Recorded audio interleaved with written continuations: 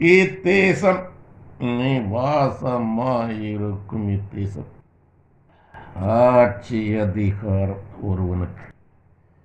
நடிகனாக இருந்து அரசியல்வாதி வேஷம் தரித்திருக்கிறவனுக்கு ஆட்சி அதிகாரம்.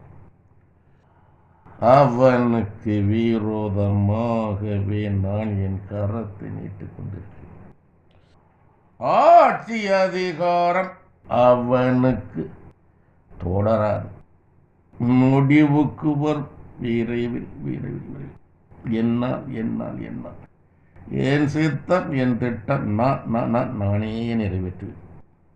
அவனுக்கு விரோதமாகவே நான் என் கரத்தை நீட்டிக் கொண்டிருக்கிறேன்.